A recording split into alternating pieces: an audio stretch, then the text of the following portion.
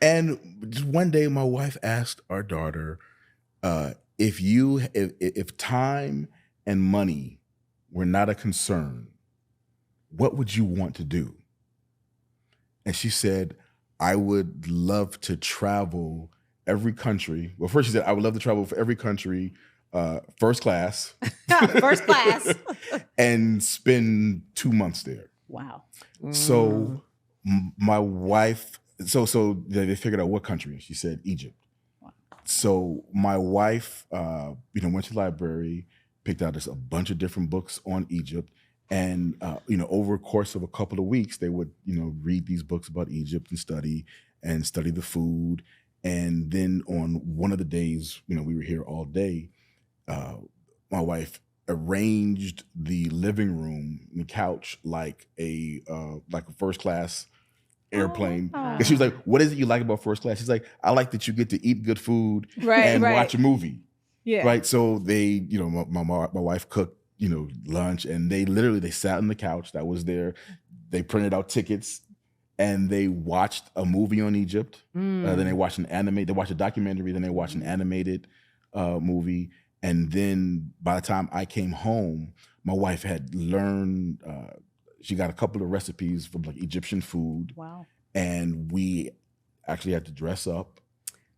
She had a menu. Wow. She had an Egyptian invocation that we read before we ate. It was a whole study on this culture and just the creativity behind it. Mm-hmm. And my daughter knows so much about Egypt because of the creative approach, as opposed to you're in school and you're just, you're reading sitting through a book. Yes. Mm-hmm. Yeah. And what we discovered early on so our daughter is not a sit at a desk and keep her hands folded kind of kid.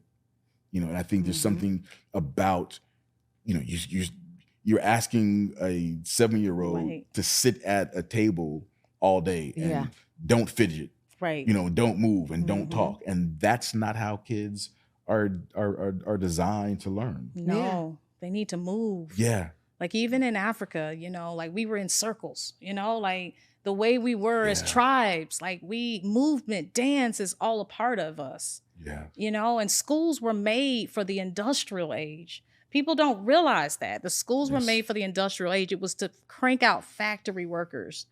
And it hasn't changed.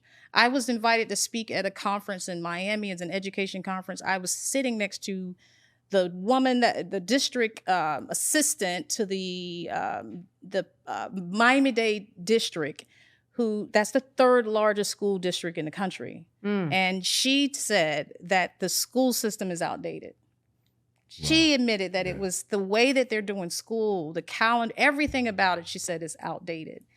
And it was made to crank out factory workers. And this is why everybody has to pass the same test. We're not all the same, and a test cannot measure your intelligence. It can't measure.